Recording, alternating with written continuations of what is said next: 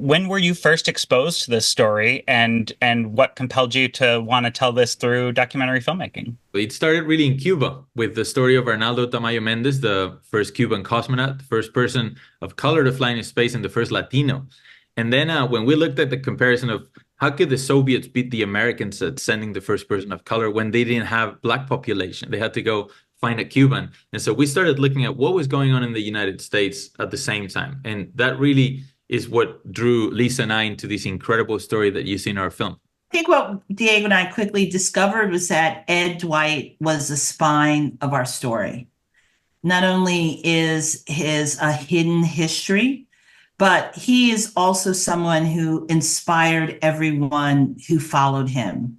And that we were able to go on a journey from the very earliest days of the program to the present day with Ed as a contributor and as someone who is beloved by all of these others who followed him, became the thread that we decided to pull as we look at this journey through time and also the cultural context within which all of these things are happening.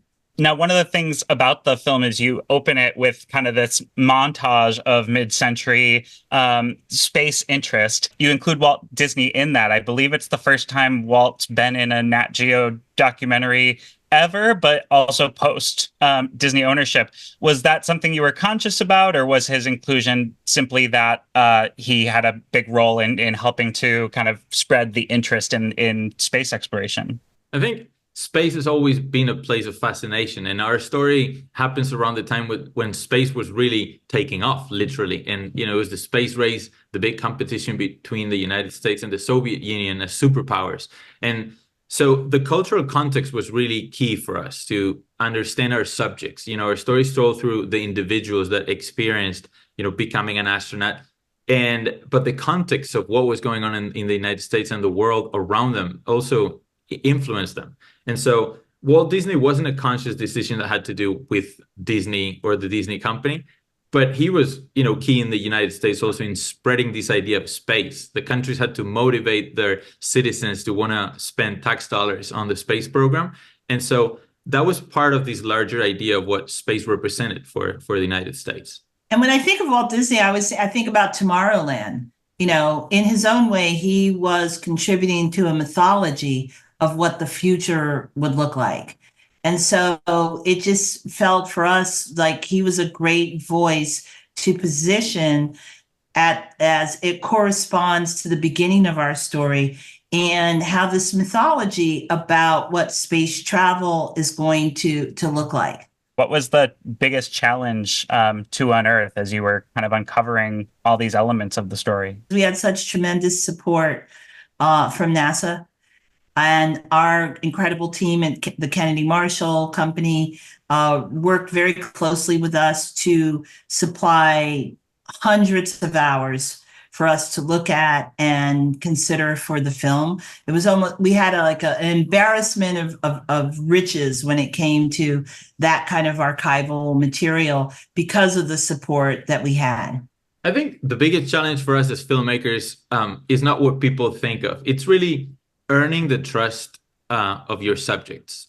We're dealing with some of the most brilliant individuals. They're very smart. They're media trained, so they have a message that they've been told to communicate. And so for us, we wanted to go deeper and really learn about the person, not the icon put on a pedestal that's an astronaut, but really listen really to them and what they felt and the trials and tribulations that they went through to achieve their goals in life. And so for us, earning that time was something that we did through also the incredible help of Leland Melvin, who's a former NASA astronaut, who's an executive producer in the project. And he's one of them. He's part of that community. It's a small community of African-American astronauts. And so he, helped us learn about them, make them aware that we were trying to tell their story through them and not create any other narratives. And so he was phenomenal. And I think that was the biggest challenge, is allowing ourselves the time to tell this story the right way. Do either of you have a favorite moment in the film? I do like that we have this exploration of Afrofuturism and connect it to the cultural moment and to the imaginings of African peoples about how they could be in space at a time when they were not. I think it speaks to imagination, possibility, and to ultimately a dream that comes to fruition. You see how the legacy and the connection between, the past and the present bear to fruition, where you see the new astronauts that are getting ready to go to the moon in the next few years. And so how this community has managed to help those that are about to do the impossible for all humans, and how they're learning from their past and using that knowledge to make their missions more successful. You've also had the opportunity to share the film at various festivals. What's the reception been like so far, and what are you most looking forward to as the film goes out into the world? We've been extremely lucky to have, I think it's been nearly 7-month festival run. We've premiered it in so many venues, and recently we were in Houston at the Johnson Space Center. And the reactions from everyone, the audiences include people of all ages. There's kids, there's people from schools, there's all kinds of wonderful people have watched it, and the reactions are, I have to say, very are pretty much the same across the board. And it's people are in awe that they didn't know this history and these figures. It's space is something that we've all read about. It's part of our pop culture. It represents the U.S. like nothing else. And yet there's so many facets of it that are unknown. And so these hidden histories, I think it's something that fascinates everyone and inspires people. I hope people discover our sense of joy in spending time with these incredible individuals who have made significant contributions, not only to the advance of science, but to the advance of humankind on numerous levels. Thank you so much, and congratulations again. I'm excited for everybody else to check out the film.